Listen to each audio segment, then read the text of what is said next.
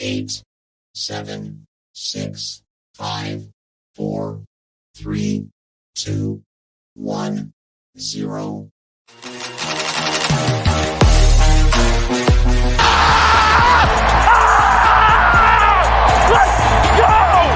Let's go!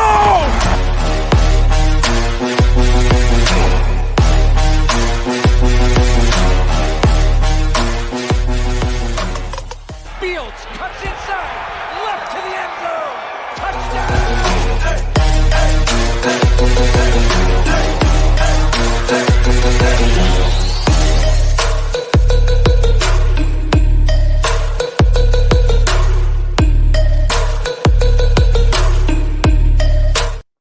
Welcome to For Fantasy's Sake, brought to you by Clint's Draft House Pizza and Grill, a weekly deep dive into the week's fantasy football on For Frequency's Sake, brought to you by Durham Remodeling and Ryan Allison. I am today's host.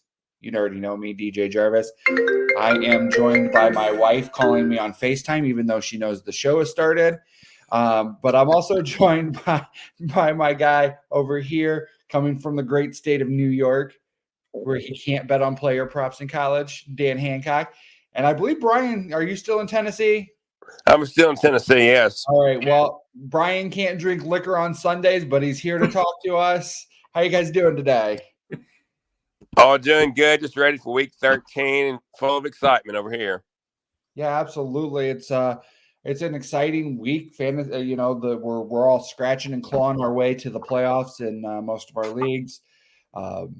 I was lucky enough to make the second round of the Scott Fish Bowl, where I will be this week sticking my head between my legs and kissing my ass goodbye, because I have Justin Fields, DJ Moore, Justin Tucker all on a bye, and Jonathan Taylor, Kenneth Walker, and Dalton Schultz all out. So it's not looking too pretty for me today.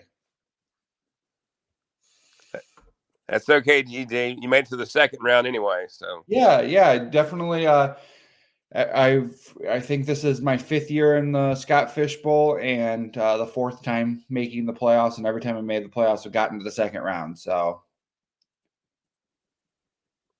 yeah, our league this year, it's just a 6-man, and this is our final week of the season, and I'm coasting through with a bye week next week. So I'm hoping that doesn't bite me with my guys playing the greatest week ever and then doing absolutely nothing in week 15.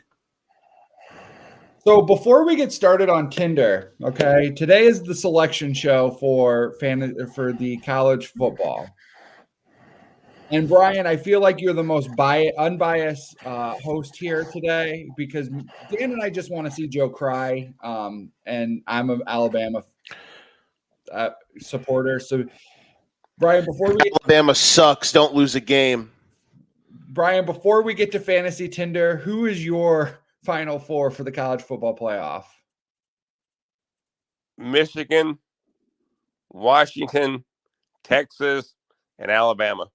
I agree. Why? No, I'm serious. Why? Other than to have bad takes, why? Brian clearly doesn't know ball. All right, let's not insult each other today. Let's play Fantasy Tinder. Serious question, why? All righty. I should have just put swipe left, swipe right on Alabama in the playoff, just so Joe could have a good early take. They're not making the playoffs, guys. It's okay. All right, Jordan. It's all right. So first thing, you'll probably get my live reaction in about an hour, and you'll see me if I lose. I'm fully ready to clip it. Alabama's not making the playoff, guys. Sucks to suck, guys. I just had to tease Joe and let his feet get a little wet. That's all. I know. Yeah, no, I appreciate that. So first, I was up till 5 a.m. trolling everyone on Twitter being a dick, so that's why I'm late. Yeah. I'm sorry.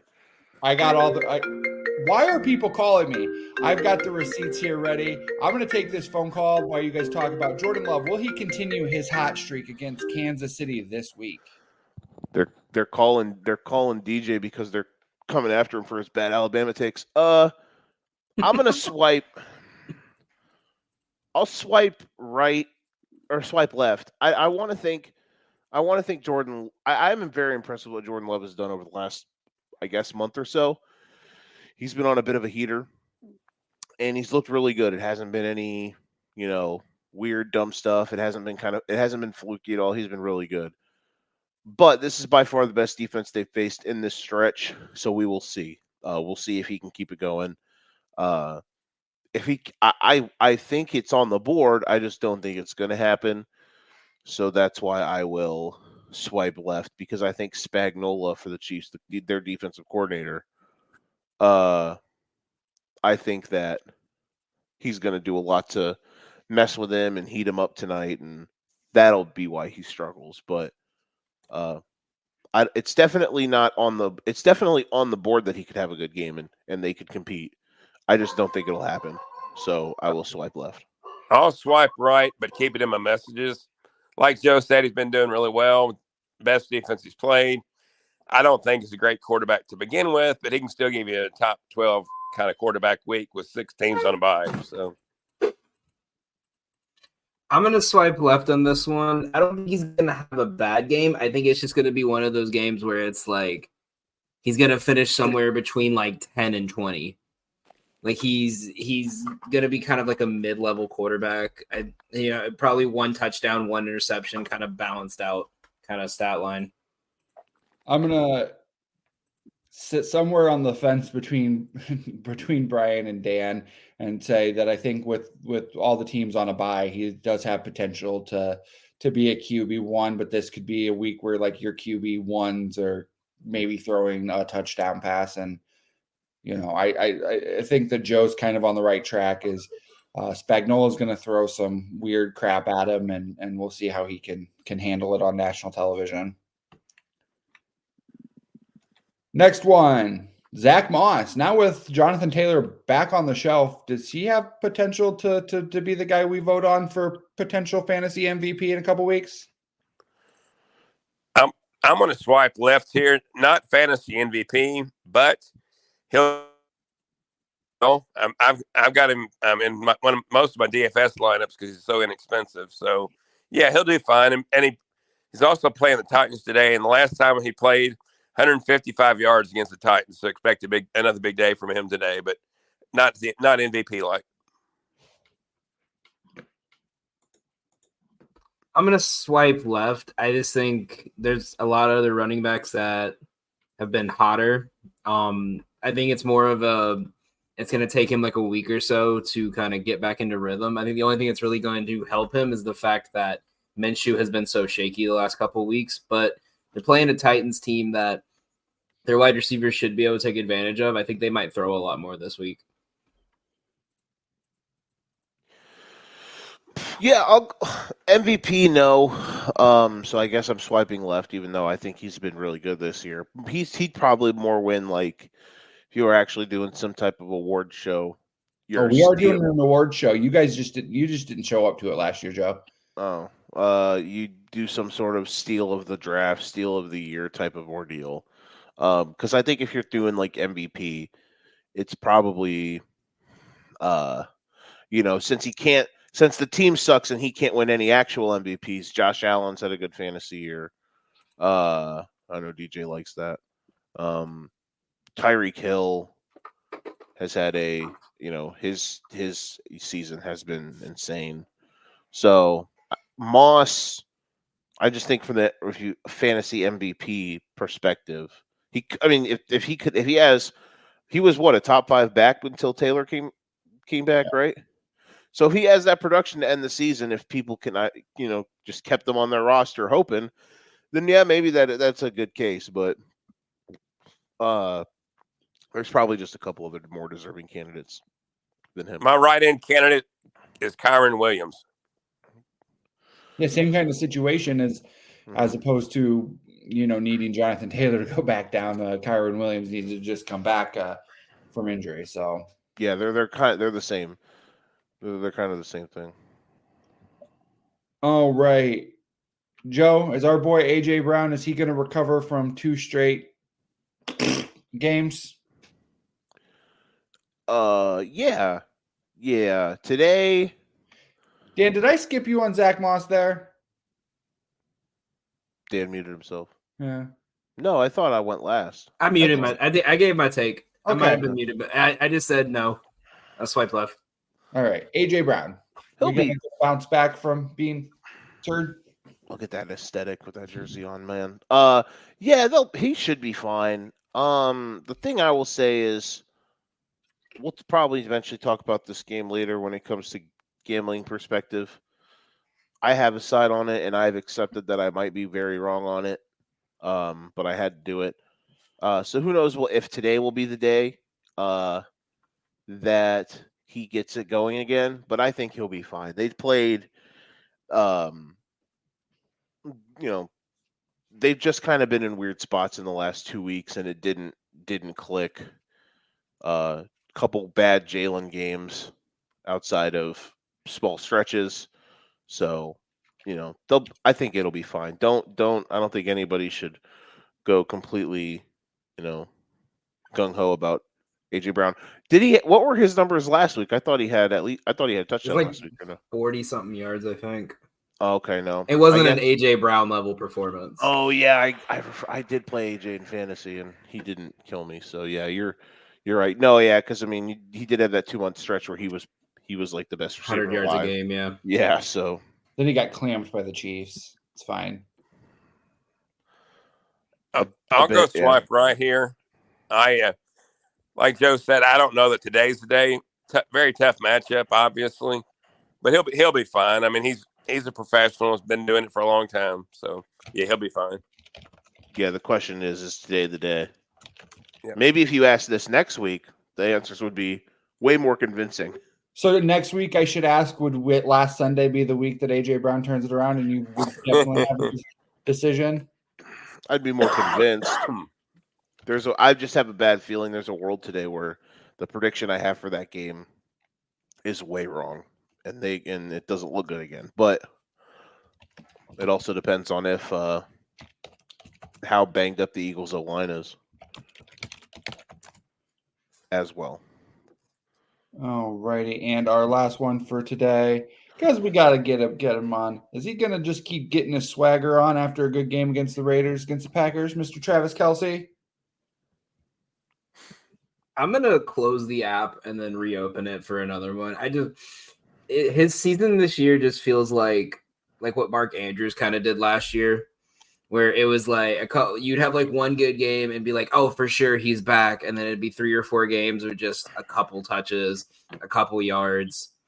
I think I'm still waiting for that game where he just gets like 4 catches for 13 yards and 3 touchdowns. But I traded him in one of my leagues. I was just so tired of, risking that position every single week. I think this is a decent matchup to do it on. But if this gets to a big lead, they're just not going to play him. I don't think it'll be a big enough lead for that. I think Green Bay will, unless Love kind of implodes, I think Green Bay will make some stuff happen. The Packers' defensive line is too good, I think, for this game to get too ugly. Well, and the thing is just that they also the Packers give up the 8th least amount of yards to tight ends. They only give up 40 yards to tight ends a game. Right. So you figure with Kelce's volume, you got to 1.5 times that. You're looking at 50, 60 yards. But for any other tight end, that's a great game. But for Travis Kelce, his level of what we consider good for him is a lot different than what we consider good for Luke Musgrave. Right. Yeah. He's just been playing hurt all year, man. That's clear and abundant. He's been dinged. He had the knee issue. What was it, DJ? The day before the opener? Yeah. He came back. Clearly, I still remember that first game against the Jags. He clearly looked slow, 2 steps slow. And then he kind of picked it up. And then it was the Vikings game where he had the ankle thing. And who knows what it was. But yeah, man, he's just dinged. He's a guy that's aging a little bit with 2 lower body injuries. To actually answer this, will he get his swagger back? I'll swipe right just and this is more like a coffee date than a let's hope to hit it off and be lovers forever kind of thing.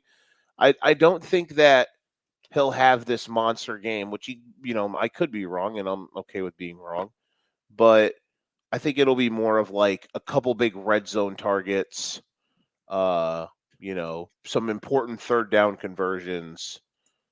I think that would be more of the recipe tonight in my mind. And I'll swipe left. My prediction is 6 catches for 60 yards, and he's just not been the same PT, also known as Post Taylor. So, this that's week, good. Way to redeem yourself, Brian. This That's week, really good. I think the cameras are ready. I think the NFL social media is waiting for Simone Biles' husband to tackle Travis Kelce so they can show a split screen of both of them in the stands this week. What a take.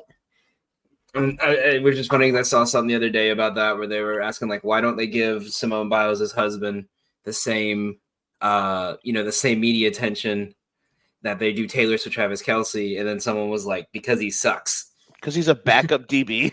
because he let a guy go for 80 yards trying to arm tackle. That's why. Well, Simone Biles is going to be checking in here in the comment section pretty soon. Come on. Exactly. All right. I'm always going to swipe right on Travis Kelce, so we're not even going to. So let's head to commercial. On the backside, we will play connections. I'm sure Dan's already looked at it. I saw him creeping on the shot sheet while I was working on it. So it's a lot easier than it's been. So that's your clue for today. Durham Remodeling has been serving the Quad Cities area since 1973, and with over 50 years of excellence on their track record, you'll see why it's so easy to trust their experts when it comes to all of your home improvement projects. This family-owned business has you covered on all your needs. Protect your home or building from the elements today and get great roof repair services. Need new windows? No problem. Durham Remodeling can upgrade your windows and doors. Whether you want to upgrade the little details in your home or office, or want to tear a room down and start fresh, the expert contractors at Durham Remodeling have your back. Even the smallest changes can completely transform your space. Ready to start entertaining your friends for backyard barbecues? Durham Remodeling will help you plan, design, and build your deck and patio for the perfect outdoor space. Durham Remodeling's work is 100% guaranteed, so you can rest assured that you're getting the best service around. Call 309-786-6715 today for your free estimate for all your roofing, siding, flooring, windows, and painting needs. That's Durham Remodeling, 309-786-6715.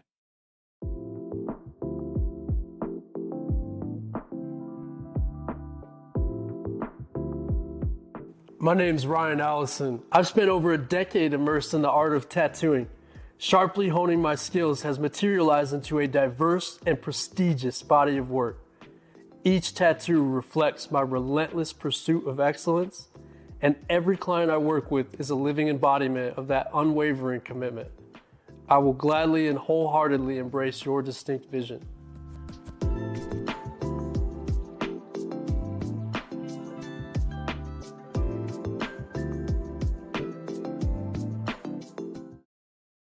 Walk down the aisle with the boys from Cards Subject to Change tonight at 6:30 p.m. Central. The FFS QC Trios champions, Never Wrong Nick Bull, The Wizard CZ, and Chris Stripes Angles will welcome back the SCW Pro World Champion, the Devil Dog, Dustin Mosley. They'll talk about Devil Dog's championship reign, what he's doing outside of the ring, and much, much more. Plus, the boys will review For Frequency's Sake's annual Toys for Tots shopping trip with SCW's Resident Marine. Tune into Cards Subject to Change on Facebook and YouTube tonight at 6:30 p.m. Central. And before we start connections, I just want to touch on a couple of things because we did mention in that commercial the Toys for Tots shopping trip. So yesterday, we took the money we raised from our Toys for Tots leagues, which was about $2,000. We took them to our local Walmart.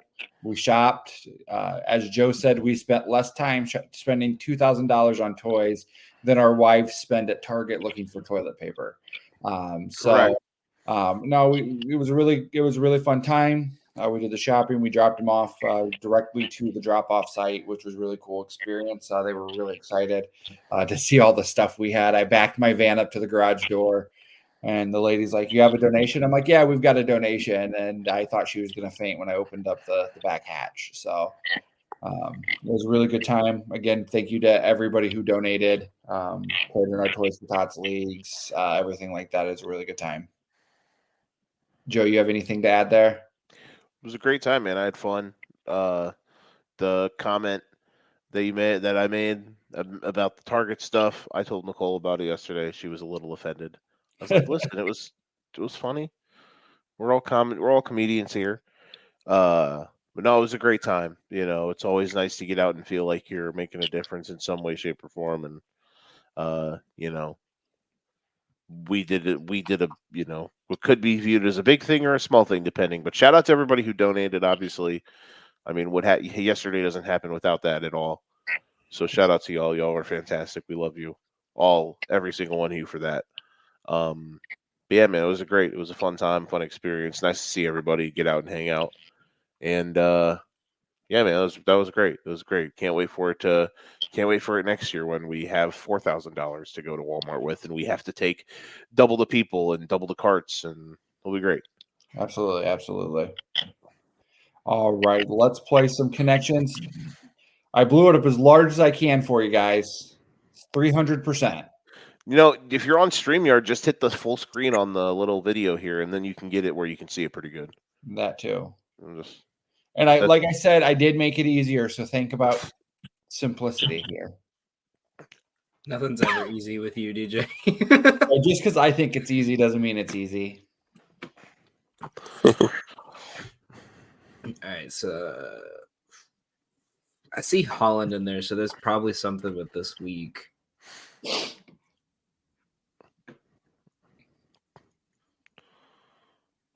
I'm looking for. I have 3. I just can't find a 4th. Is it Holland, Tyreek, Wilson, and Mostert? Yes, they all scored on Black Friday. Hey, look at Javon Holland. What a stud. Which led to the saddest episode of Hard Knocks ever. Tommy DeVito, Aiden O'Connell, Josh Dobbs, Mac Jones. I'm being a dick here. 4 of the worst 9 quarterbacks in the league. That is not it.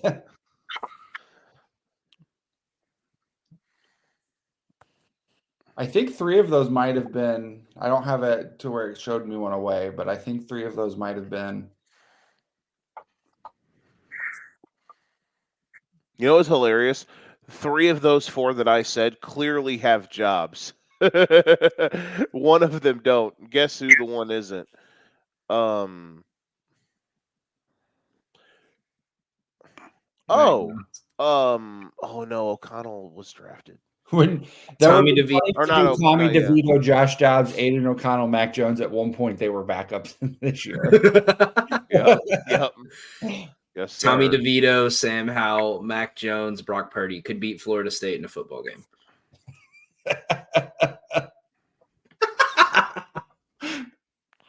I mean, Mac Jones in college was pretty solid. And I don't know if. Oh no, wait. Sam Howell was a top 5 was the quarterback of a top 5 UNC team when they played at Florida State. When Florida State was ass and they lost. Hey, we could definitely do like. A kid from my high school caught a touchdown from Howell in college, so that's why I always like him. Really? Mm-hmm. Kid from my high school caught a touchdown. Jefferson Boaz. Okay, I don't know who that is. A kid from my high school caught a touchdown from Patrick Mahomes in college. Did he ever see the field at Arizona State or no? I don't think so. I know obviously did at TTU, but oh man. Go ahead, Brian. Maybe Allen, Hurts, Mahomes, and Lamar Jackson touchdown leaders of some sort. Yeah, they are not connected. I was just about to. I was gonna say some sort of combination of those guys. All right, the 3 of the 4, but instead of Lamar, will you do Goff? Or What was no. Okay, Mahomes, Allen, Hurt, or no? Take off Mahomes and then do those 2, and then Wilson and Goff. Russell Wilson and Goff. Damn it. Okay, then instead of Goff, do Mahomes. This is it. I feel like This is incorrect, but 3 of the 4 are linked. Okay, it's going to be touchdowns, and Wilson is in it. Josh Allen will be in it, and Jalen Hurts will be in it. So then is it, or it's, if not touchdowns, it's yards, and it's Sam Howell. But though Wilson's yards aren't that high. I will tell you these are not connected. Purdy? No, I think Mahomes is in it. Mahomes, Hurts. Maybe Allen's the one that's not in it, and I'm just a moron. Well, I was thinking something with like Super Bowl matchup, but I don't think. No, none of these other guys. Well, 2. Could it be Goff, Wilson, Mahomes, and Hurts like they played in a Super Bowl? Ah, there we go. Attaboy.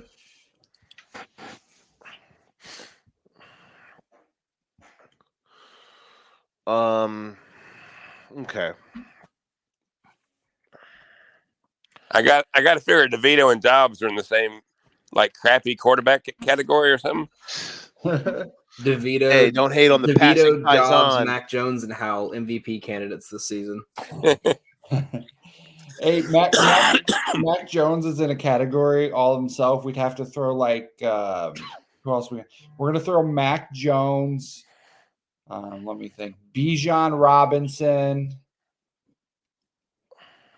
Aiden. We could just do Hutchinson, four backup Duffy. quarterbacks. We could just do 4 backup quarterbacks in New England. It's just all people who got put in when they benched Mac Jones. So if we could connections though, we would do Mac Jones, Aiden Hutchinson, Trent McDuffie, and Bijan Robinson, and people whose alma maters are going to be in the college football playoff. Notice how I didn't say Dalvin Cook in there. No, well, you don't know ball. Joe's going to be so It's something to do with DeVito, Dobbs, O'Connell. DeVito, Dobbs, and what? O'Connell and Mac Jones somehow or another are related. I will tell you that 2 of those are connected, and the other 2 are connected.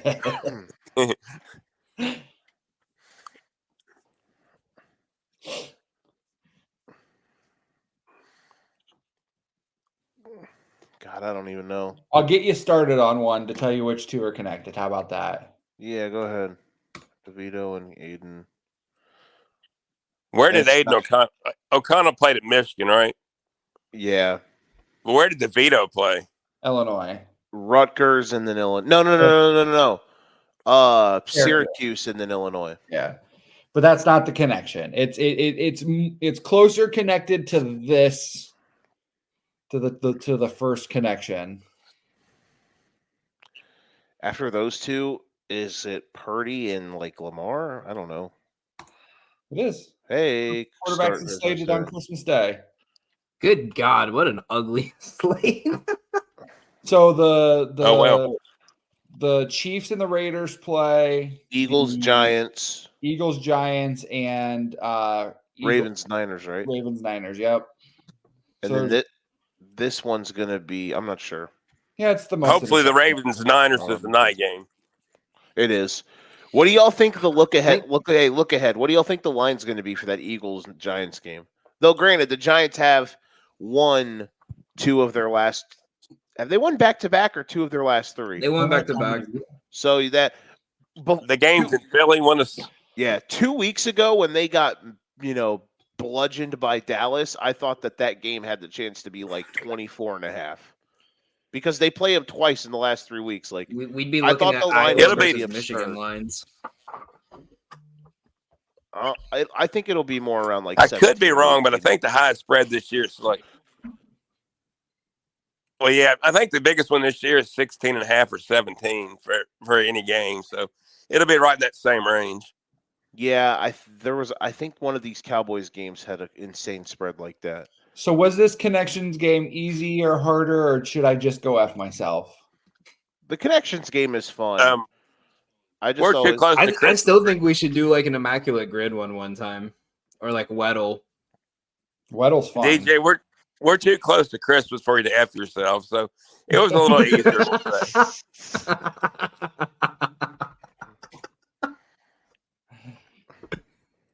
All right, we're gonna head to commercial when we get back.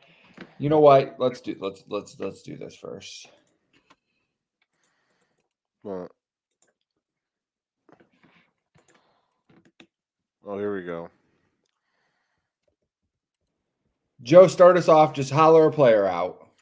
Holler a player out. It's Jalen Waddle.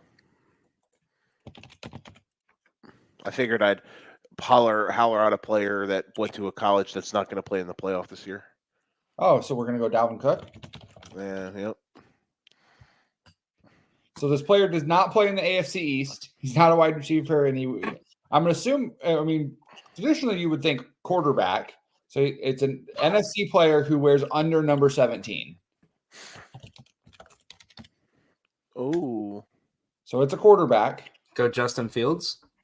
It's above number 1. It's close to number 17. So like maybe like Jared Goff. Yes, right.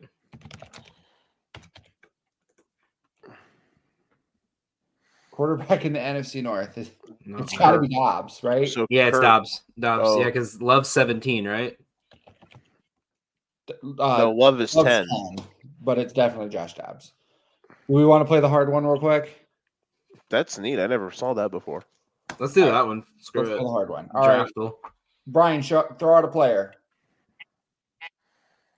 Devon A-Chain. All right, it's a player in the AFC who wears above number 28, and he's not on offense.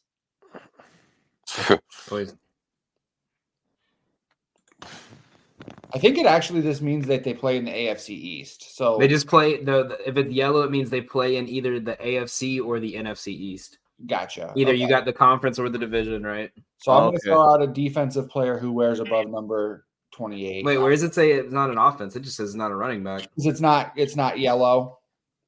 It'd be yellow if they were an offensive player. Oh, okay. All right. Okay. So it's a defensive player who's 20. So it's either AFC South, AFC North. That's 28 or 27. Yeah, and his number's just So he's above probably 28. a DB. Minka Fitzpatrick. I think he might be too old, right? All right. Well, it's a Pittsburgh DB. Brian. So he's got to be 28. Mm-hmm. Not a safety. 28, number 30, maybe. Yeah, who is 30 though? Jalen Warren's 30 for the Steelers, so it's not. Yeah, but it's So the it's number defensive player. 29. I know that's what I'm saying, but that's what I'm saying. Yeah. That's what 30 is. What number is Minka? It's not Joey Porter. He's It's number 39. So 22. whoever's number 29 is the answer. Wow. Or I don't know could the be team. 31. Just. Oh no, his number's 24 actually. Who the hell? Who's their Patrick corners? Peterson, or is he too old? Start throwing out corners. I don't even know who their corners are. Same here. That tells you a lot about their defense. Patrick Peterson, maybe.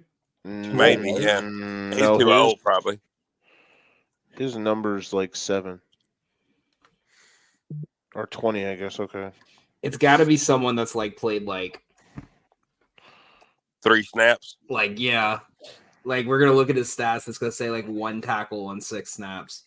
Like their second string dime cornerback.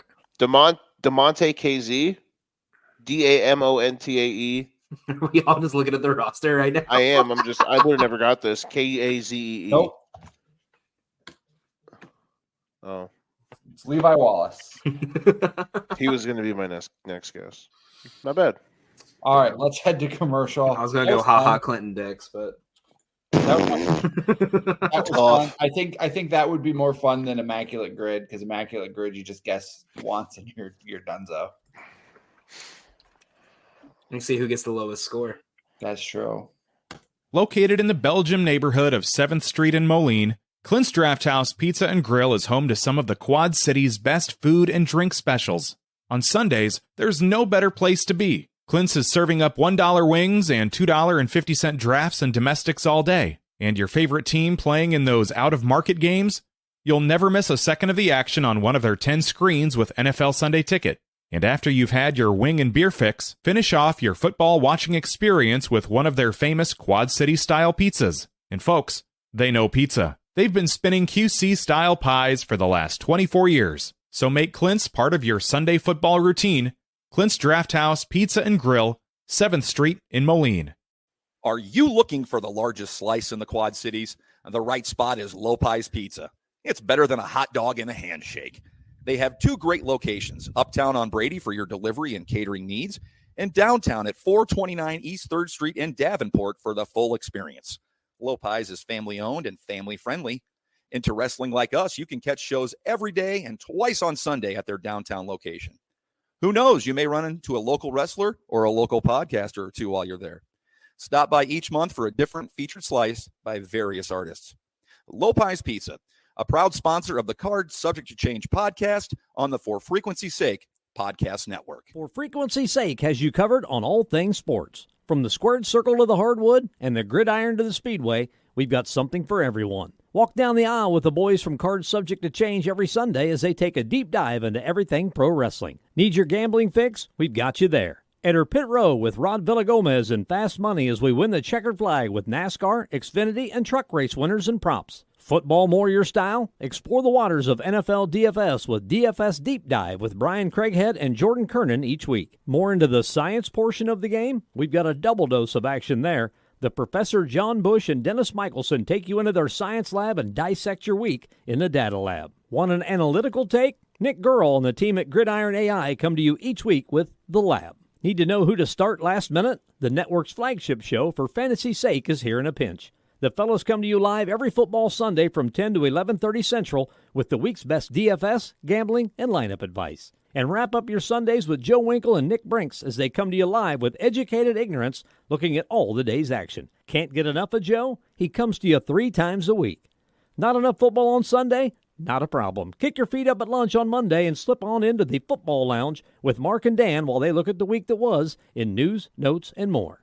For frequency's sake, you know what we mean.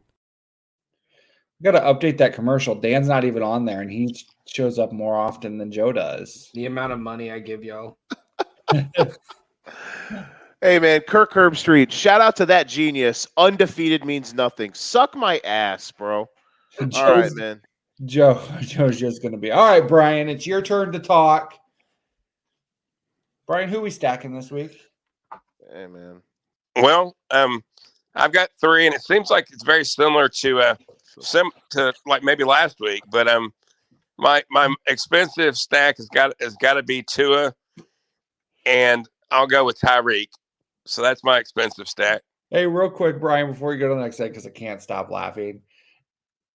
Dan, if it just so happens, I think they're probably going to make it, but if it just so happens that Florida State doesn't make it, when you do the TikTok and clip of Joe, you've got to do the thing from The Simpsons. You can find the direct spot where his heart breaks, and then it's Joe. That'd be like if the NFL, the Chiefs went 14-3, and they're like, nah, their offense isn't pretty, so we're not putting them in the playoffs. Hey, my favorite college football team won all their games and didn't get into the playoff one year, so it's fine. UCF? Yeah. Hey, man. All right, Brian. Other than Tua and Tyreek, where are we at? I wish I had a better response for the group of 5 than that, but the playoff wasn't made for them, unfortunately.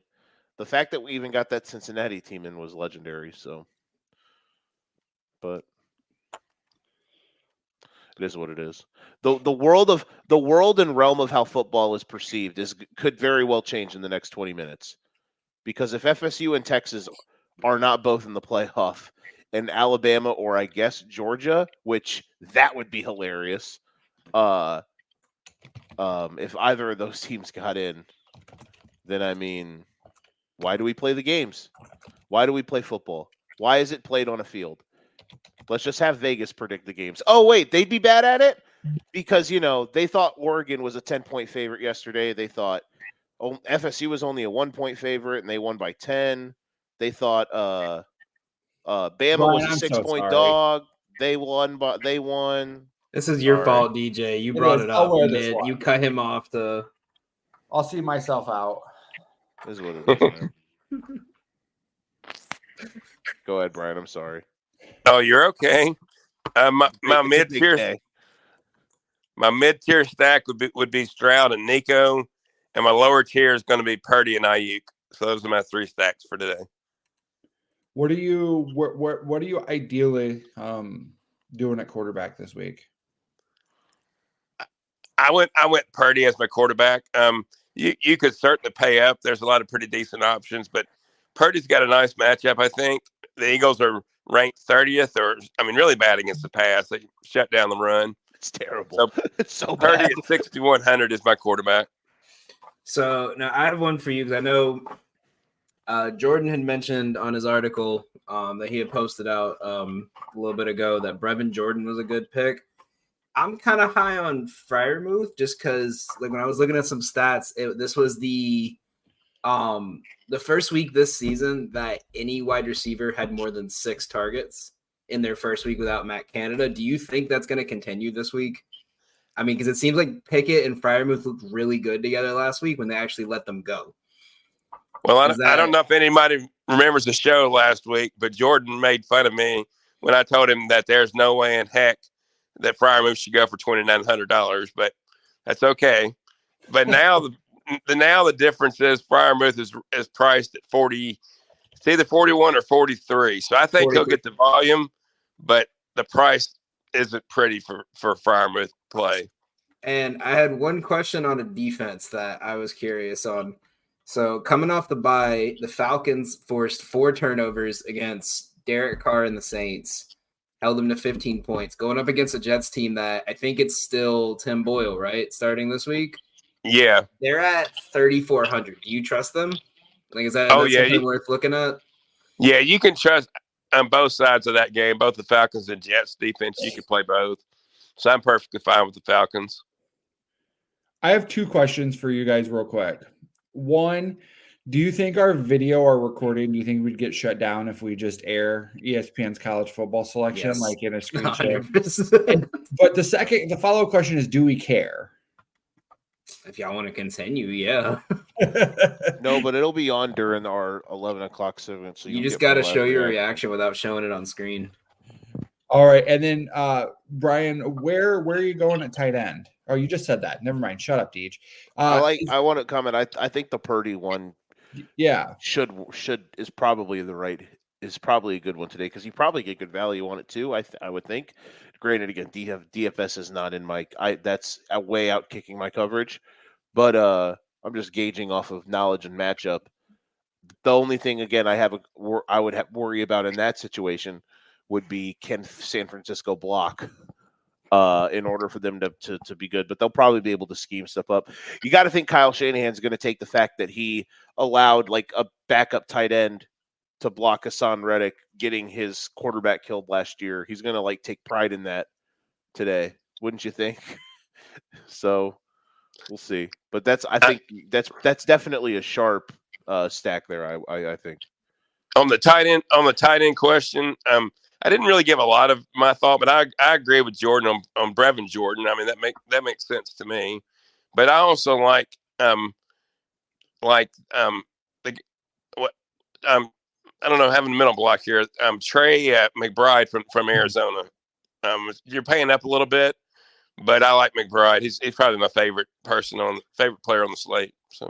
So, and running back, I'm seeing a lot of projected points for A-Chain this week, with him coming back and then potentially, having another giant blowout game. But considering he's coming off a knee injury and Washington is known for having like one of the worst fields in the NFL, is it worth taking a risk on him or Mostert, or even if you had to stacking them? or is it just more of like a wait and see kind of week for A-Chain? Joe may disagree with me, and I hope he doesn't. But my honest opinion is I'd stay away from the Dolphins' backfield. The way I don't know what the split's going to look like, to be honest. I'm assuming if A-Chain's healthy enough, he'll get 12 to 13 touches, but I'd prefer to stay away from the whole thing. Besides Moss, do you got a good running back, like a mid-level? Or do you buy up for like a McCaffrey or a Kieran Williams this week? No. I mean, to be honest, I went cheap at running back, and one of them's definitely a homer pick, but he's playing against one of the absolute worst rush defenses. I went with Najee, and then my other one that you almost have to play is Zach Moss at 4,800 because their prices were already set when Taylor was named out for the week. So yeah, his price actually dropped. It's 46 now. Oh goodness. Did you mention Tyreek and Tua as your top stack? Yeah, I was gonna say the Commanders play a lot of. I know they fired their DC. What was it, Danny? Like 2 weeks ago. 2 weeks ago, yeah. And then threw Ron Rivera under the bus. Yeah. Shout out to Jack Del Rio. They play a lot of man. There's a world that exists where they just get, outgunned out there. Justin Fields tore the Commanders up this year. So there's a world that exists where the Dolphins offense has a day-to-day. I don't think you're wrong about the Dolphins backfield though either. I think A-Chain is going to get just more spot carries. They're going to want to keep him healthy because they're going to need his explosiveness late in the year. They need to get him fully ready. He shouldn't have been. His first game back shouldn't have been the Jets game on that ass turf in MetLife. It's why Phillips got hurt. It's why Javon Holland probably won't play today. Though I think he's going to be okay long term. But yeah, the Dolphins backfield. It sucks for people that are Mostert. I have Mostert in one of my leagues as one of my top 2 running backs, and I'm not deep at running back. So, the possibility that Mostert, who's been DJ, like top 5, 8 guy all season. Top 2 or not 2. He's still the number 1? No. Okay. But like, even when the couple weeks that A-Chain was going off, Mostert still had some huge output. As we get to the end of the season here, there's a world that exists where that kind of comes down because the Dolphins offense has sputtered a little bit.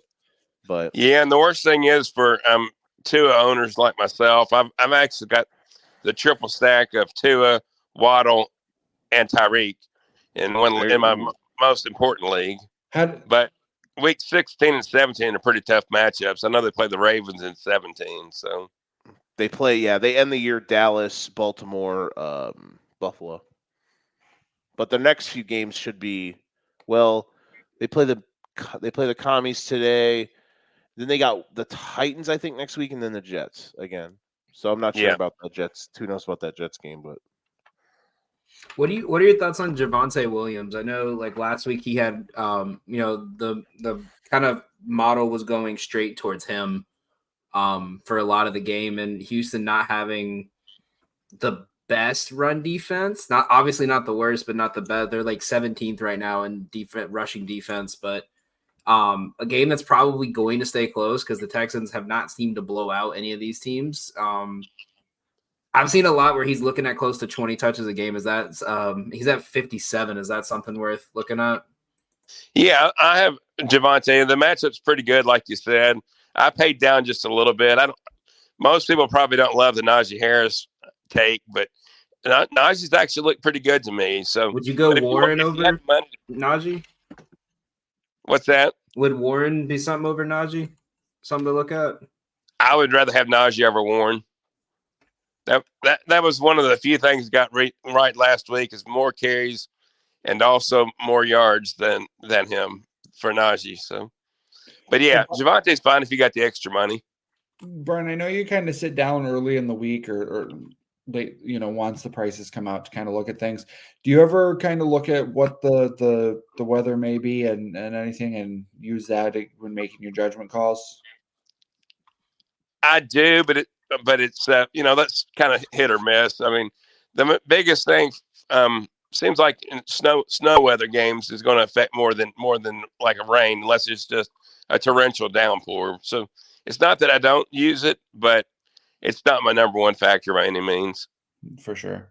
So I'm just curious. This is the lineup that I've locked in earlier this week, and while I was asking Alexis, I just want to see where you would rate this one. I got the Purdy Ayuk connection. I got Moss, Javante as my RBs.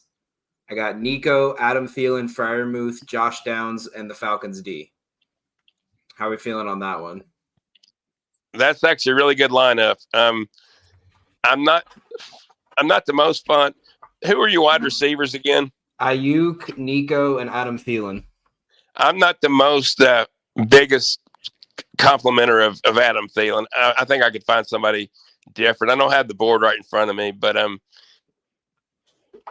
maybe there's somebody else you could go to there. But well, I got a theory I'm running with him that I've seen in the Buccaneers the last couple of weeks, and I'm going to get to that when we get to the gambling segment. But I'm actually really high on him this week. I think he's secretly going to be a top 5 wide receiver this week. Secretly.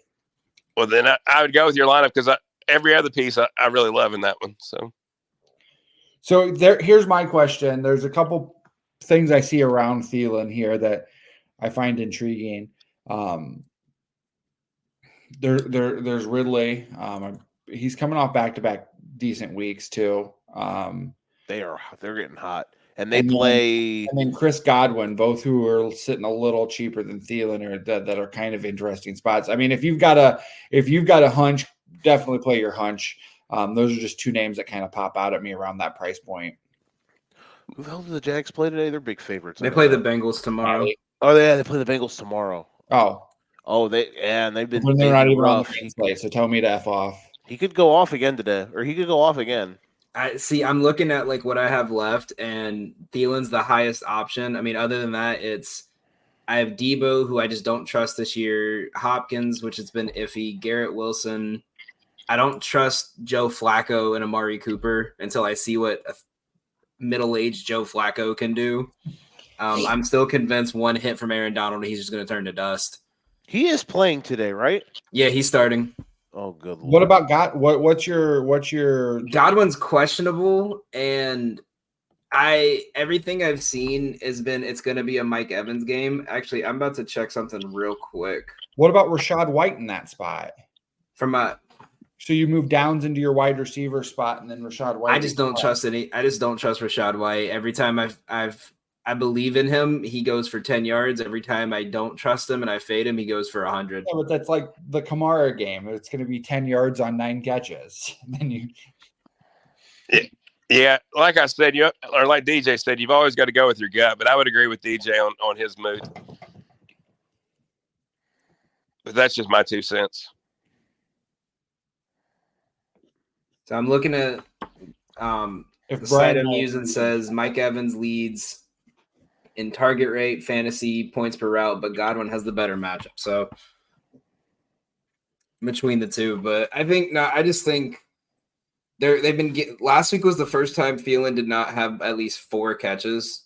So I think they're obviously not going to. He's obviously not going to complain about it like like Devontae would or any other wide receiver one would, but I think this, because of being a divisional game, I think they're going to, if they want to keep this one close, they're going to have to keep that ball in Thielen's hand. And also, every team that has fired a head coach so far this year or an offensive coordinator has went off the very next week. So I sneakily think the Panthers might keep this one close. And when they keep games close, it's 3-yard out routes to Thielen and letting them run. And well, yeah. There's a little bit more research into it, but I'll go over that one on our gambling segment. They basically on the money there. They basically have 2 players to funnel, Thielen and Chuba, and that's it. So there's been an insane new coach bump this year. And but also, are the Panthers just too bad though? Here's my thing. Ever since their bye week, because I remember when the Bills looked ass to start the year, and then they just all of a sudden, like, they played amazing against the Buccaneers, and that's when everyone first started going, they're back. The only team that has not had a at least 60-yard receiver against the Buccaneers was the Falcons. And that was a game where their running game was so good they could not stop running the ball. Every other team has had at least one 60-yard or more receiver. And every single team except the Falcons has had a wide receiver one get at least 65 or more yards. They've given up 5 100-yard games to wide receiver ones since their bye week. Well, They gave up 140 yards to Dalton Schultz. Like that, something's going on with this Tampa Bay defense that everyone has started to figure out. And until it gets fixed, everything is showing that it's get the ball to your wide receiver one and let them arm tackle and miss. And so I think with the way that he's been using Mingo and Tommy Tremble lately, that I think the coverage is going to be a little more lax on Thielen. Who got the interim job? I don't even know. I'm going to look that up. Oh, one more thought for me here on Thielen before we head to commercial. Thielen could also have a really cool game because his quarterback Bryce Young is going to be really juiced up with his alma mater getting into the college football playoff. Take your energy level to new heights this football season with Lifted Energy. Try any of Lifted's 9 specialty energy drinks or create your own and conquer fatigue. Visit Lifted this fall at 2430 16th Street, Moline, or check their Facebook page at Lifted Energy to see what festival, market, or fair they are popping up at today. Lifted Energy, get lifted. Hate mowing? Need your lawn or business landscaped? Having trouble with an unruly yard that your neighbors hate? Yard Barbers LLC is your hookup. Mowing, weeding, edging, trimming, aerating, fertilizing, haul away, they can do it all. And they aren't just good for your summertime yard blues. They work all year long, and you can get signed up for their winter services for that annoying snow and ice removal. Find Yard Barbers on Facebook at Yard Barbers LLC, send them an email at yardbarbersqc@gmail.com, or shoot them a text at 309-235-1595. I really do think Florida State ends up in there, but it's just more fun. Joe, it's Chris Tabor. I just know that I'm about to throw up. Hey, Nick.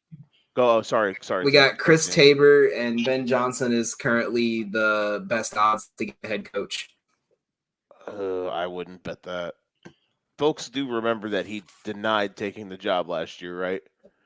Well, it's either that or the other option they're requesting interviews for at the end of the season is Slowick in Houston, and I doubt Slowick's going to go from the number 2 pick that's MVP level to the number 1 pick that needs a year or two. If it's not if it Ben needed Johnson to be Steve Wilkes, but if Ben Johnson isn't the guy in Chicago, I hope Slowick is. Harbaugh, baby. That too. I would not be upset at that at all. I'd be actually really excited for that. But what was I going to say? Oh, Wilkes.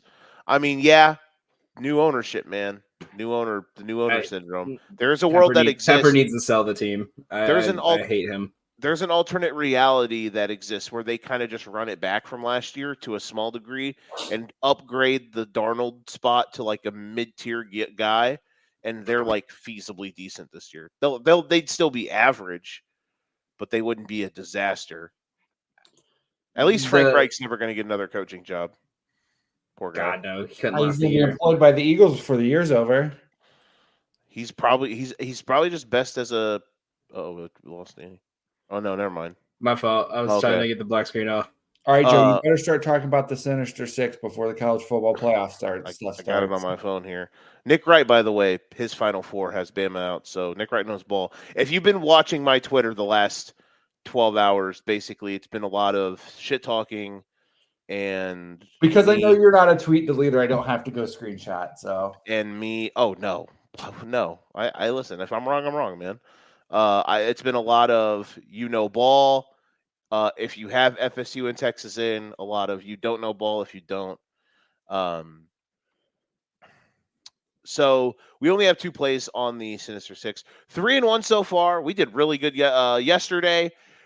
Danny hit me up and said bad beat for the bet for the bad time to bet it because it closed at 64.5, right? Yeah, I know. Kill me. It's fine. It is what it is on that one. On the Oregon Washington under, or I had the over 65.5. It is what it is. Win some, you lose some. Then yesterday we had Troy minus 5.5. Kind of never a doubt. Michigan, Iowa under in the first half, absolutely never a doubt.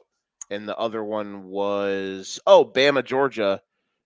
Slight doubt for like a quarter, and then Bama turned it on, and Georgia got absolutely massacred at the line of scrimmage. So that was after that. It felt like never a doubt.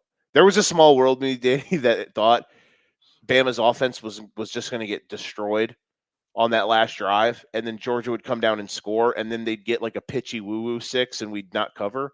But then I realized quickly, like, oh yeah, Georgia hasn't been able to. Bama's blocked them for about 2.5 hours, so Bama's going to run the clock out. Our two plays today, one we really like, one we're admitting that we might be on the wrong side of it. Correct me, Danny, I think it's at 2, but we had Falcons minus 1.5. I think if you can get it right now at 2. To all of my knowledge, and Danny, you can correct me if I'm wrong, Tim Boyle is still the starting quarterback. Yep, for it's at the 2 right New York now. Jets.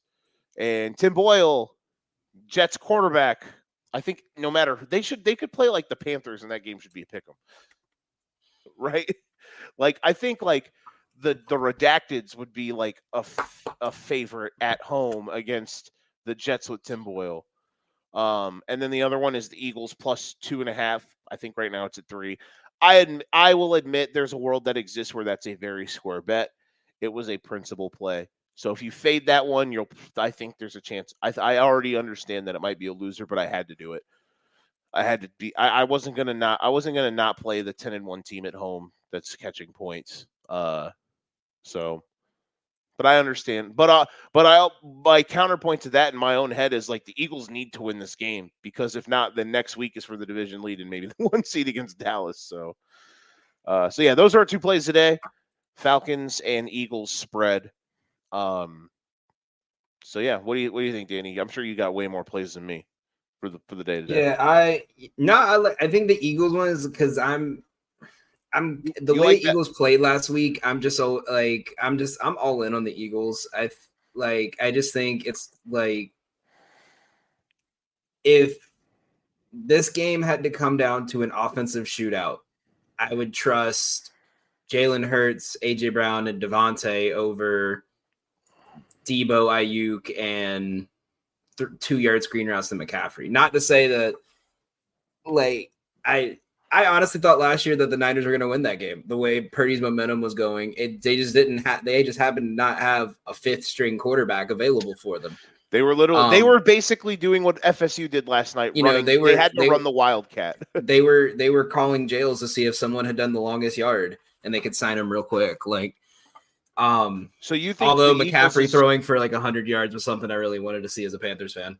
That would have been funny. So you think the Eagles is a better play than the Falcons? My thought process on Atlanta is like anything against Tim Boyle should at least be 3.5. It should, but Arthur Smith has hurt me too many times this year, and I just don't trust any. I would rather trust a Tim Boyle and Robert Saleh connection versus Arthur Smith and whatever he's doing down there. Like at least with the Jets, everyone has the confidence to know where they're at in the team. We don't know if we're going to see Desmond Ridder. We don't know if we're going to see Heineke. Who's their backup? What's his name? Heineke. Taylor Heineke. Yeah, Heineke. We don't know if Algier is going to get touches. We don't know if they put Cordero Patterson back in running back last week. Like it's like I feel like Smith is just saying like I'm probably going to get fired, so let me just have fun with it and pretend like I'm playing Madden, but with real people. He spammed Bijan when it counted last week. He leaned on Cordero to end the game though. I get what you're saying, though. I just think if you're not going to bet the Falcons in that game, just stay away. Just stay away. Do not burn your money on Tim Boyle, guys. My personal philosophy is if a spread is at anywhere less than a field goal, just take the money line either side. Because there's always that last minute kick or that last minute like we almost saw it in the Lions Bears game where if you took the Bears to cover the spread, Aiden Hutchinson fumbled that ball. If he had picked it up and they didn't kick it into the end zone, you would have lost the cover if you were betting the Bears there. So I always, anything close to a 3, I always just take the money line either way because it's usually close enough. So Dan, I don't know if he's watching right now, but Aaron just basically tailed you. Adam Thielen over 5.5 receptions and over 60.5 receiving yards. And that's why Aaron is my favorite person in the group chat. Shout out to that guy. Shout out to Aaron. But no, so my plays today, one of them I'm kind of bummed about because I didn't want to bet. My tracking app won't let me bet it twice, so it always takes the first one. But I do love this bet either way. I took Detroit minus 4.5. I caught that on Monday because I figured the spread was going to kick higher up. I was wrong. The more money went into it, and the more the week went on, it lowered down to a 2. And I think that's more of because of Olave. I think it's just because Olave was cleared, it dropped down. I would still take it at minus 2.5. I would still take it at minus 4.5. Detroit got embarrassed in the 1 year that it just felt like this is our year to do something. This is our year. Let's beat a rival on Thanksgiving. And they got punked by Aaron Rodgers' backup. And this is some kind of a revenge game. I haven't seen them lose. When we saw it after they got blown out by Baltimore, they played great the next 2 weeks. New Orleans is on. Go ahead. I was going to say to go with what you're thinking here. The Lions were due for they should have lost that game to the Redacteds.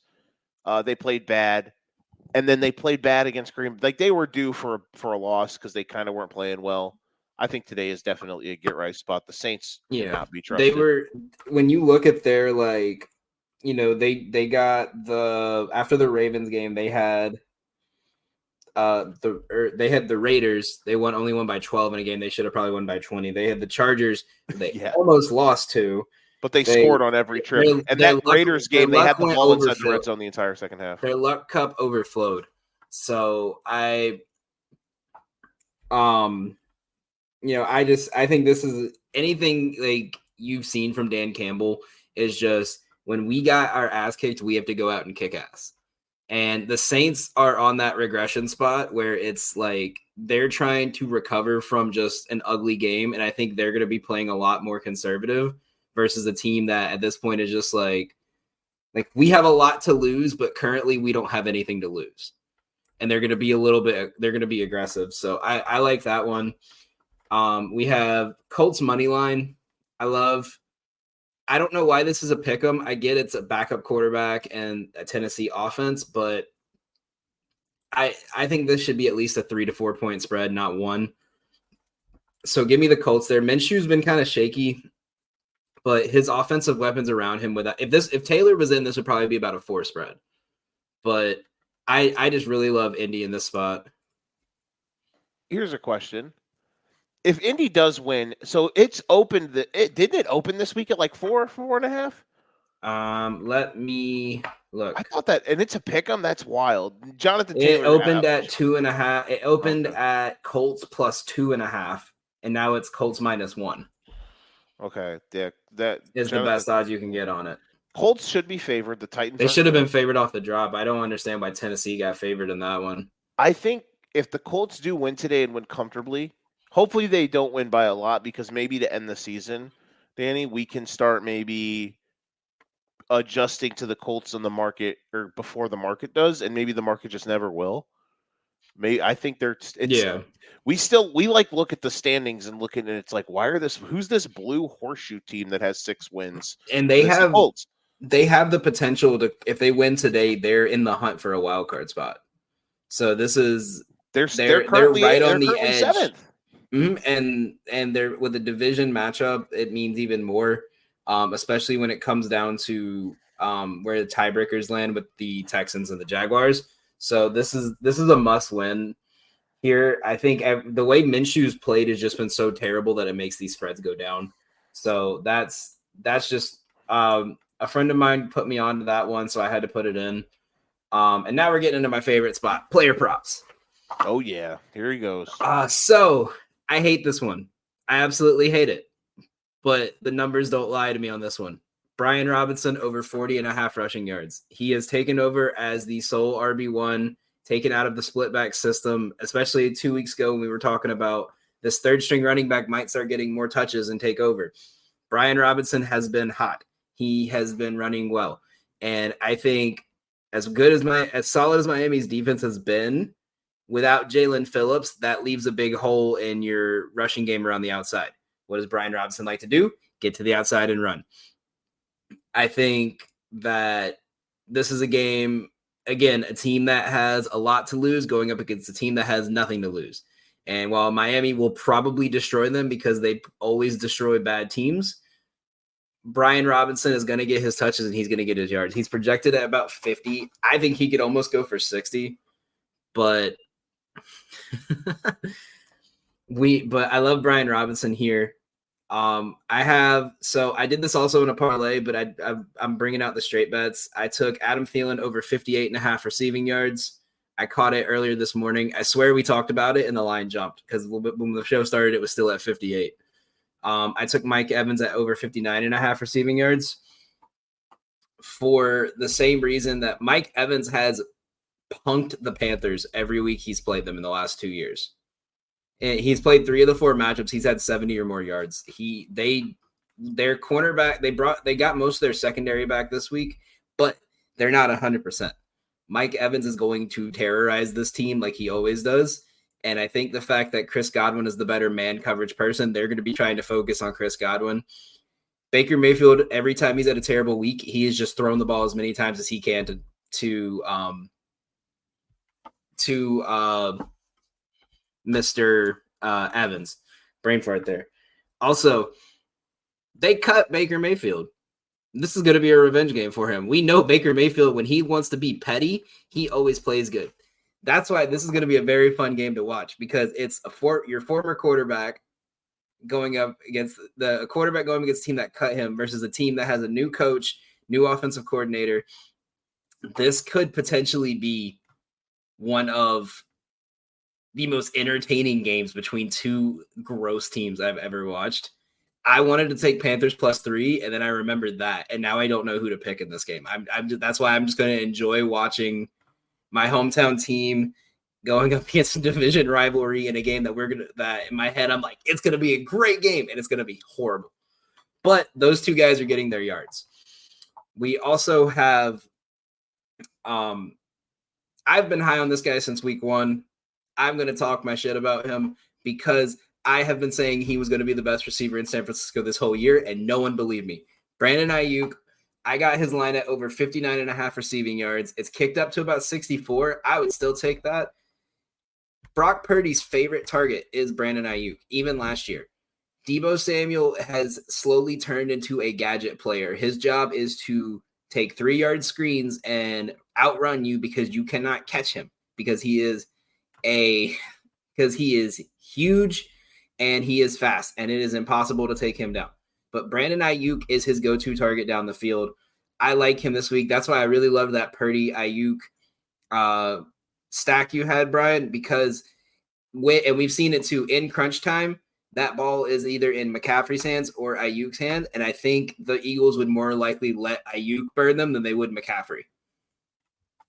And then we have our parlay of the day. And once again, guys, these are all posted on our Twitter. We posted them about 5 minutes before the show started. Our parlay of the day this month is 2-0. We've hit 2 double-double parlays. We have all money line Chargers, Lions, Colts, and Texans. That is what we're rocking today. The Chargers cannot cover a spread to save their life, but in no way, shape, or form is this Chargers team going to lose to Bill Belichick. I will go out and buy a Mac Jones jersey and walk through New York City with it if New England wins this game. Like we said, the Lions are going to get back spot. Colts, love it. Brandon Staley is mid, but Belichick with no quarterback is worse. And Houston, I think the Denver's luck is slowly running out. They're in their win streak. They've ranked in the top 5 in luck rating. So, and Houston's been way too dominant. Houston's going to force. If Houston gets the ball first, this is a definite. If Houston gets the ball first, I would live bet the spread immediately because if they score first, they're going to force Denver to play at their pace and play fast pace. And Sean Payton and Russell Wilson do not like playing fast. You mentioned the luck rating thing. That is absolutely true. I do think what Denver has done has been very impressive. I think he has been. Yep. Wait. I don't think I even have a hot take in. I'm very nervous. I'm about to throw up. Just breathe. It's okay. I'm trying, man. I'm trying. Dude, I cried last night. You have no idea. Florida State's my favorite sports team, and they have been since I was like 5. It's the first thing I remember as a sports fan. So, like, if they your get magic had to let you down just to even it out. Watertown level. Oh, you last 40-point blowout. They got beat that bad. Jesus Christ, dude! Mikal Bridges outscored them by himself in the first. Let's go. Oh, good Lord. They were due 29 in the first quarter. Did the Magic Sydney one? It was the second half of back. No, they just fouled everyone out. Jalen Suggs had 5 fouls at halftime. Oh my God. Yeah, they were due for a stinker. They won 9 straight. They've been hooping. What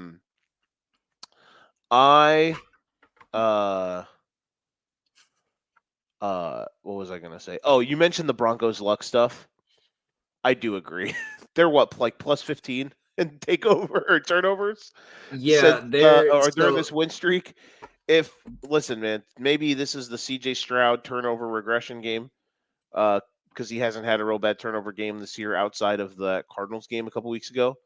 Or this is where the Broncos just don't stop turning the ball over or stop getting turnovers. It's been insane how kind of crazy it is with their turnover differential in the last like month or so. So we'll see. I do agree. I think Houston that is probably a good live betting game. And I expect Houston to win today. So, just like, because there is, if you guys ever want to look at it, it's honestly fascinating. There is a luck ranking based on everything from like injuries to like little bop turnovers to games that the NFL said the refs missed calls. Denver is currently 5th in luck rating. The only teams luckier than them have been Detroit, Jacksonville, Pittsburgh, and Philly. And I think we can all agree all 5 of those teams have been pretty freaking lucky this year, no matter their record. So Denver went from 27th to 5th in luck rating and during their 5-game win streak, which means the cup is going to overflow. What better way for it to overflow than a rookie quarterback going into Denver? Right, they're in Denver this week, right? Or is it in? It's in Houston. It's in Houston. Even better. What better luck for you to leave your stadium where you have the biggest advantage in the NFL and get punked by a rookie and 3 receivers who no one could name going into this season? Like, give me Houston money line. What was the spread at? The spread was 3. Again, that's the only reason I didn't take it is 1 field goal there can hurt it. But those are our plays for the day. Make sure you guys follow us. There's no NBA today, but we're going to have some previews out tonight for tomorrow's game. We are already 7-0 today. We went 7-0 on just Premier League soccer, so we're on a hot streak. He's back. DJ's not DGen enough to bet soccer, and the one time he did it lost. But we're back. We're on a hot streak. This is going to be our month. We're going to end the month and the year off right. Make sure you guys follow along. And let's go out there and get some dubs today, guys. I want to see FSU in the college playoffs. I want to see the Chiefs win. I want to see the Dolphins win. I want to see all of Brian's takes go hot. I want to win a freaking bet for once in my life on the NFL. Such a different tune than yesterday. He hit me up yesterday like, Joe, I'm fading you. He was so offended by me going against his App State Mountaineers yesterday that he was like, Joe, I'm going to take your soul. And he got burned. Listen, all week, I'm hot in basketball, and then NFL has killed me this month. But we are back. We have a new system in place, and we're cashing out today. Yeah, DJ, you might want to hit this commercial. Do you love everything sports? So do we. That's why we shop at Atomic Sports Cards and Collectibles. Atomic has everything you could ever want to blow up your collections. They have sports cards ranging from the 1980s to today, whether it's singles, wax packs, hangers, or boxes. They've got vintage hats, clothes, and collectibles from your favorite teams to widen your collection. Check out Atomic Sports Cards and Collectibles today at 102 4th Street West, Milan, Illinois. View from the West, the podcast covering Illinois high school football. Weekly analysis and reaction from around the western side of the state of Illinois. This is the game we had circled when the year started. Follow along on YouTube and Twitter, and subscribe wherever you listen to podcasts. It's big-time football out there tonight, and I know we can play big-time football. View from the West. We got you covered. So knowing that this was going to happen and they were going to do the playoff thing here, This time it was me talking too long, not Joe. No. I have been answering questions in the chat, knowing that this was going to happen, and now my wife joins us again. Hello, wife of DJ. Nick Bull and I have been texting all morning about how this could be a very, very screwed up. So Dan, I hope y'all know that, trolling or not, the fate of football is like at stake with this decision, because it's basically going to be, today is about to show if 13 old morons know if games matter or don't. The thing is, if we were in the 8-team format this year, honestly, we would have 7 guarantees. You would have an 8th team that everyone would question, but it would be all these teams between 1 and 7. You would just be like, why are they here? They should be here. This team got, like, it would be like this regardless of it was 1 through 8. It would just be more teams. It would be so much more entertaining. That's the thing. Yeah, but at least they'd be in. At least they'd be in. We wouldn't have to have this all problem. right, let's answer questions. Yeah, go ahead. I'm about to throw up. Dan's girlfriend wants to know, should she start Brees Hall or David Njoku? What was the question? Which one? Brees Hall or David Njoku? Brees Hall. Yeah, I with Joe Flacco in, you just can't trust anyone. Wait, is she playing me this week? Njoku, go Njoku. Michigan got the 1 seed. Joe's not even gonna give a think anymore. I'm not. They just started. I'm a little shocked that Washington didn't get it. You could probably make a case that they should have got it, but Michigan. Joe, I love you. Rampage wants to know, who does he sit, or who do they sit? Swift, Kamara, or Keenan Allen? I'm gonna say Keenan Allen, because as much as I think the Chargers are gonna win, Bill Belichick's defense has made a lot of these teams look really bad this year. And I'm gonna say Swift.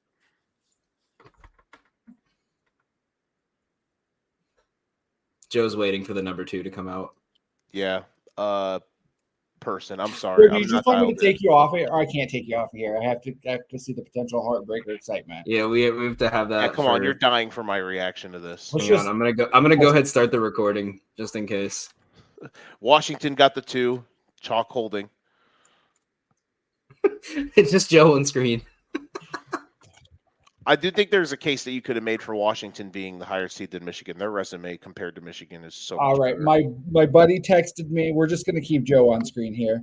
My buddy texted me. He wants to know, should he start Mike Evans or Calvin Ridley? Mike Evans. Yeah, that game's going to be closer than Monday night. I also agree. And then Javonte Williams or Derrick Henry? Javonte. Derrick Henry has hurt me too Derrick many Henry. weeks to trust him.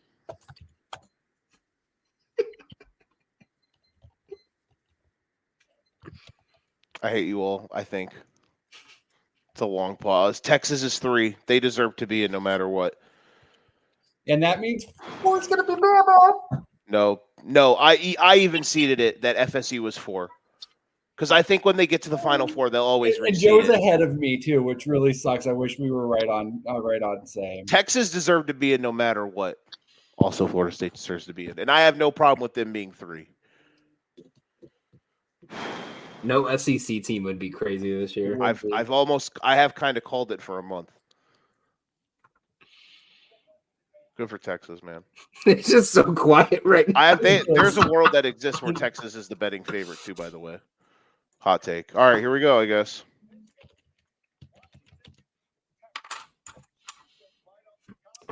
While we're waiting for Joe, my QB one this week will be Stroud. My wide receiver one's Thielen. My RB one is going to be McCaffrey. My tight end one is going to be Freiermuth, and my defense will be the Falcons, I think, this week. Yeah, Brian, who do you have as QB1 this week? QB1, I'll go with Josh Allen. I'll go Mahomes. RB1, I agree with McCaffrey. Agreed. Who would be tight end one? I'll go ahead and go Kelsey. And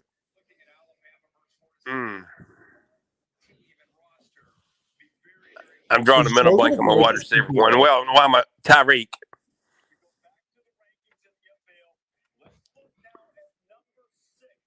Oh, they're going to go to number 6 first, Joe. Oh, goodness.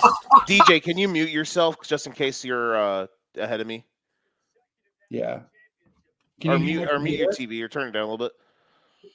Is it on ESPN, right? You're ahead of me. I don't know. Yeah, there's a world that exists. Okay. Georgia's sitting. We're not shocked that they're 6. They should be 6.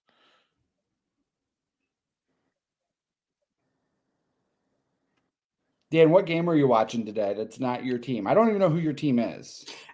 Football's the only sport I don't really have a team because I grew up in Carolina and we were kind of forced to watch the Panthers. My family's originally from Louisiana, so we're always watch the Saints.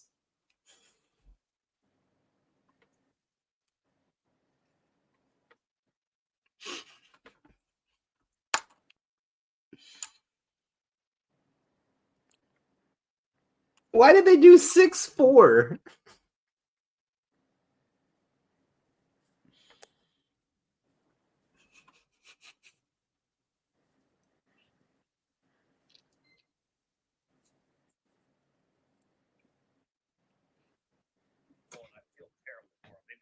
Joe, I'm very sorry. I'm sorry, man. That was tough. They had a hell of a season.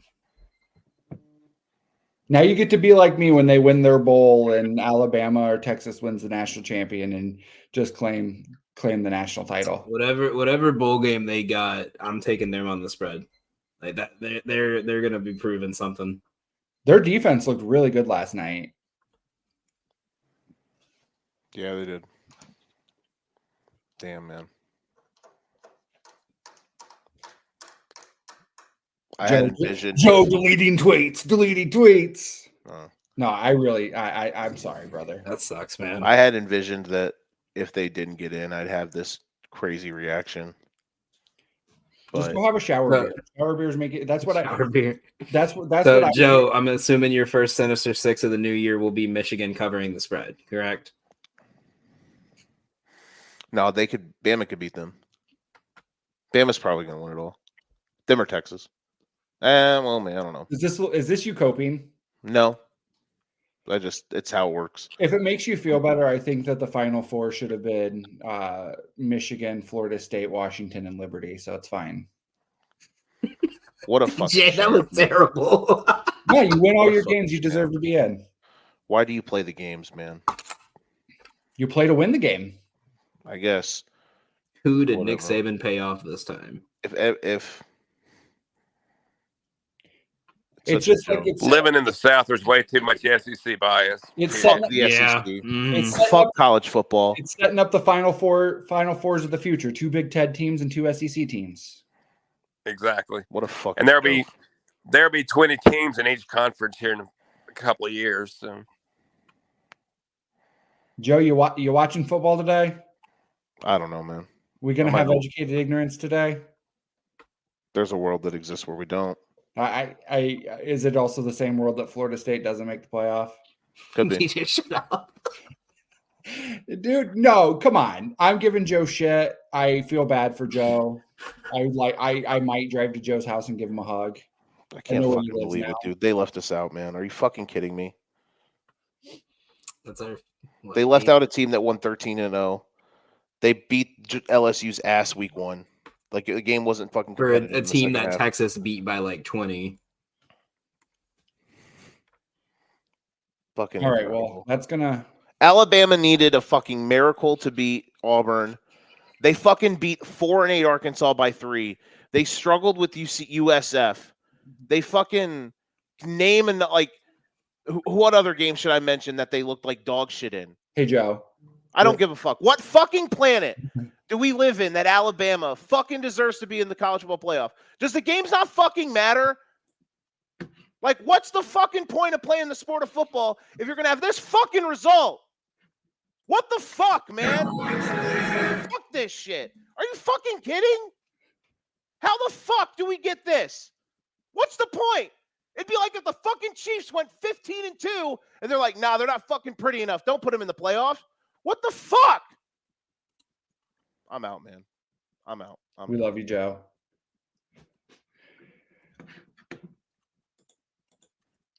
All right. We're going to have to make sure to rate that one explicit. Good luck, everybody, on your matchups. I do feel bad for Joe. I feel so bad, man. I know that it sucks to not have your team get a chance to play for the national title, so it's fine. Brian, hit your tagline if you're still with us here. May all your games be winning ones, and hopefully not down to the wire. All right. We'll see you guys next week.